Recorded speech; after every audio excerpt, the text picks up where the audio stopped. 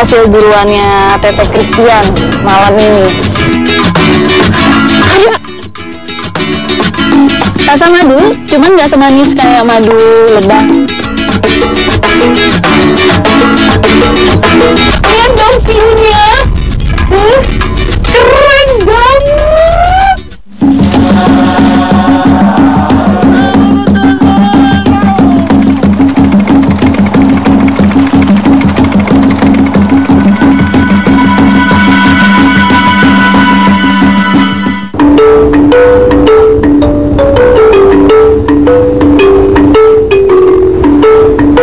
Perairan Indonesia bagian timur yang kaya akan nutrisi menjadi pilihan bagi banyak jenis ikan sebagai tempat hidup dan berkembang biak.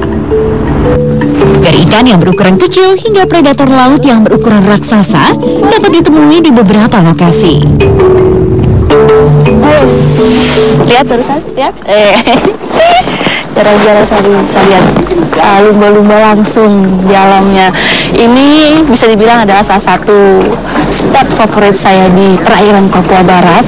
Jadi kalau misalnya kita membahas tentang Papua, itu benar-benar nggak ada habisnya. Kita bisa masuk ke wilayah distrik atau kabupaten atau segala macam, itu pasti ada segala sesuatu yang menarik. Salah satunya di sini di perairan Papua Barat. Lagi-lagi saya bilang mantap. Selamat datang di Kaimana. Jika musim ikan tembang tiba, akan lebih banyak lagi mamalia ini yang mudah kita temui. Bahkan, jika ada nelayan yang sedang menjaring tembang, lumba-lumba ini sering mengikuti hingga perahu sandar. Karena kebiasaan nelayan yang sering memberi mereka jatah ikan yang terjaring.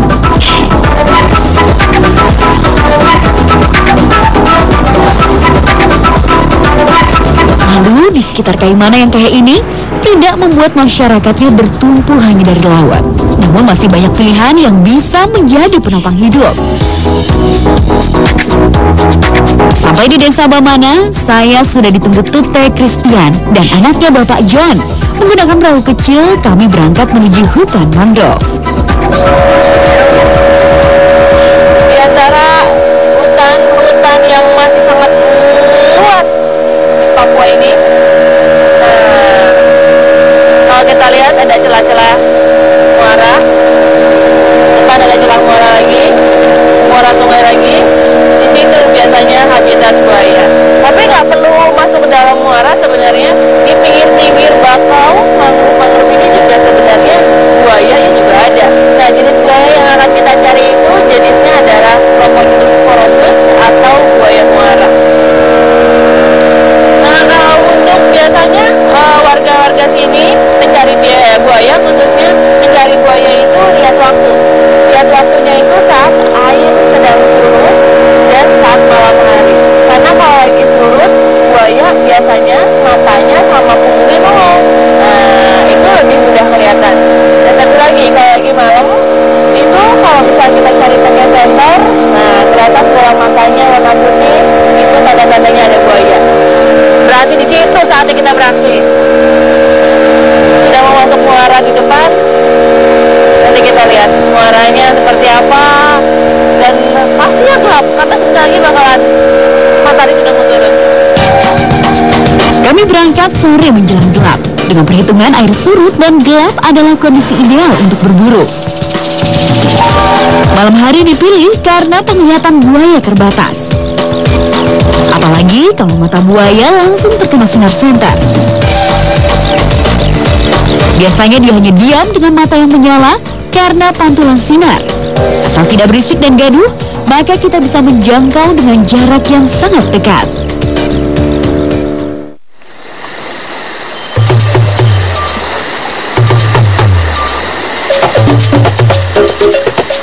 Gelap-gelap kayak gini, udah malam, waktunya yang pas untuk cari buaya.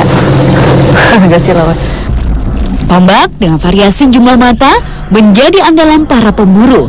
Senjata buatan sendiri ini dinilai efektif menaklukkan sang reptil besar.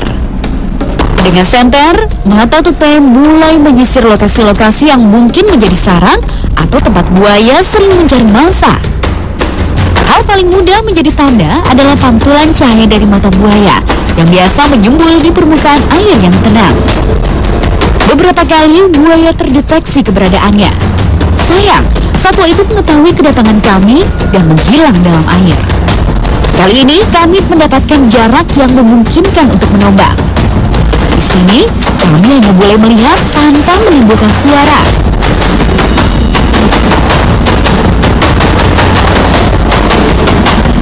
Ini hasil buruannya Tete Christian malam ini. Top. Nah ini, jadi sebenarnya kalau untuk mencari buaya, tidak semua ukuran itu bisa diambil. Artinya kalau misalnya buaya itu kecil, biasanya Tete langsung, kecil, ganti, pindah gitu, cari yang besar. Rasanya tak tega juga melihat buaya malang ini.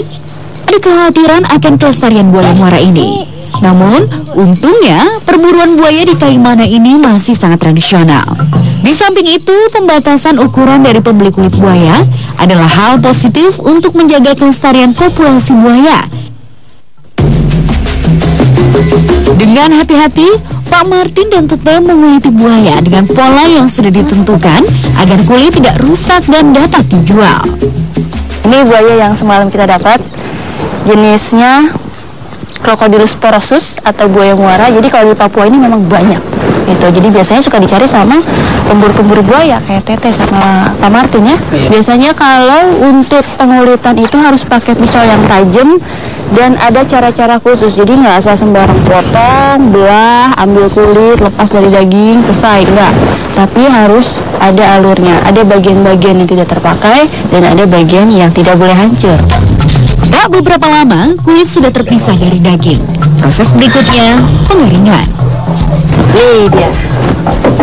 Jadi benar-benar satu kulit utuh, tidak ada robekan sana sini atau potongan yang terpisah. Ini seperti ini yang dijual dan ini yang mahal. Sekarang giliran dikasih garam. Fungsinya supaya awet kulitnya. Bisa berbulan-bulan ya, juga bisa, ya? Bisa kalau ya? sudah digarami ya dikering. Dikasih kering. Jadi nanti dijualnya ke Kaimana sudah kering? Iya, sudah kering.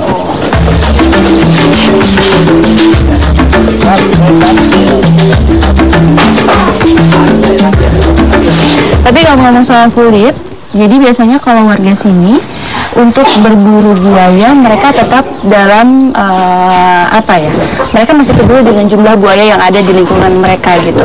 Jadi tidak setiap hari mereka turun cari buaya dan mereka juga melihat-lihat kayak ukuran tubuh yang biasa buaya cari. Biasanya kalau indukan yang besar, nah itu biasanya nggak diburu atau nggak diambil karena untuk menghasilkan, untuk memproduksi buaya-buaya kecil lainnya.